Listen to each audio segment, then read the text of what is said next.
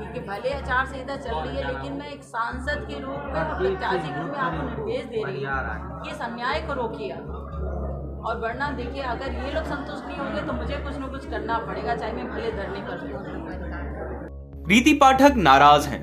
वो एसपी से फोन पर चेतावनी दे रही हैं और कह रही हैं कि अगर उनके समर्थकों के साथ अन्याय हुआ तो वो धरने पर बैठ जाएंगी।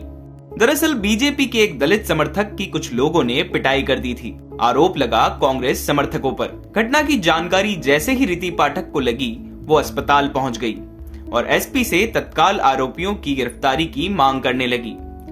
रीति पाठक काफी गुस्से में दिख रही थी। वो कांग्रेस प्रत्याशी के साथ ही साथ निर्दलीय प्रत्याशियों पर भी गंभीर आरोप लगा रही थी।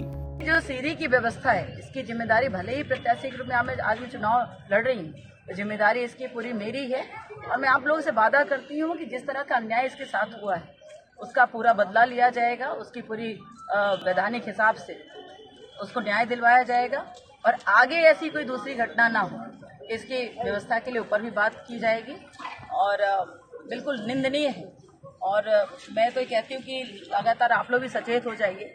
ये जो दारू का ये जो कांड चल रहा है लगातार, और उस पर कोई बहुत सारे निर्दलीय भी लगे हुए हैं और निर्दलीय जुड़कर ये कांड करवा रहे हैं, जिससे उनको राजनीतिक लाभ मिले और कांग्रेस को अपना लाभ मिले।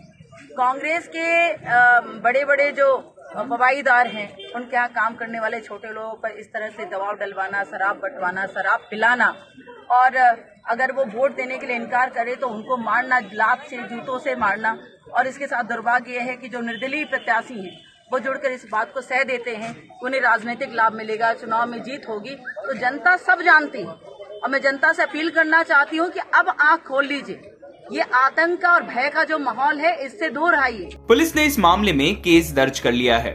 पुलिस अधिकारी आरोपियों के खिलाफ कड़ी कार्रवाई का भरोसा दे रहे हैं। वो इसमें पुलिस जो है विधिवत कार्रवाई कर रही है।